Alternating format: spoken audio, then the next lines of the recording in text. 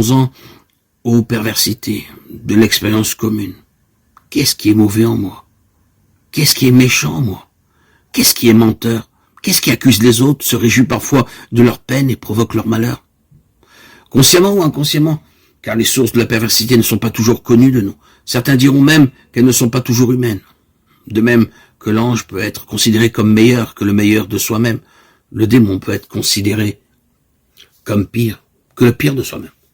Qui ne connaît son ange et son démon ne se connaît pas encore. Quel homme peut prétendre n'avoir jamais fait l'expérience d'actes de grandeur et de bonté qui l'étonnent et lui font se demander « Était-ce moi ?» Qui n'a fait l'expérience de pensée, parfois d'actes criminels qui l'étonnent et lui font se demander « Était-ce moi ?» Dans le livre de Job, le Satan, qui deviendra dans l'évangile Oponeru, est considéré comme fils de Dieu.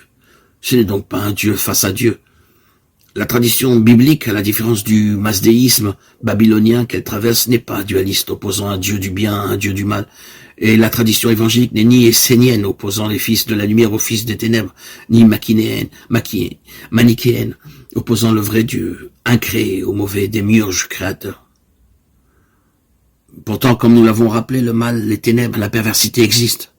Mais, et c'est ce que va préciser le livre de Job et l'évangile, il n'existe pas absolument. Seul l'absolu est absolu, seul Yahweh est l'être qui est absolument, et tous les autres êtres ne sont que relativement. La fonction du Satan, nous dira le livre de Job, c'est de nous éprouver, de nous révéler à nous-mêmes, et de révéler au cœur de notre néant, notre manque à être, que seul je suis est. Tout autre je suis risque d'être illusoire, menteur et père de mensonges.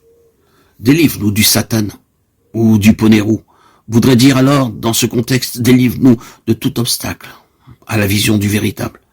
Je suis, et de tout ce qui m'en éloigne, de tout ce qui me fait oublier sa présence, de tout attachement à ce que je prends pour la réalité dont je fais un absolu, et qui en fait n'est que relatif, une illusion, un reflet transitoire, impermanent et évanescent de cette réalité. Bien avant Heidegger, les pères du désert parlaient du démon comme oubli de l'être, ou pire, d'un mépris ou dégoût de l'être, assédia. Le remède qui peut nous délivrer de cet oubli, c'est la remémoration du nom, l'invocation de celui qui est « Je suis », Yeshua, ou l'invocation de celui qui est son père, Abba, dans la conscience du souffle, le pneuma. Ce qui peut nous délivrer du mépris, du dégoût de l'être, c'est l'humilité, la patience, et de nouveau l'invocation du nom. Reviens à ton centre, reviens à ton cœur, reconnais que je suis et tu trouveras la paix. Le Satan ou Poneru dont parle l'évangile est également qualifié d'accusateur ou de culpabilisateur. Les pères du désert, s'inspirant du livre de l'Apocalypse, disaient que le signe certain que nous sommes délivrés du démon, c'est lorsque nous cessons d'accuser et de culpabiliser nos frères, de les juger.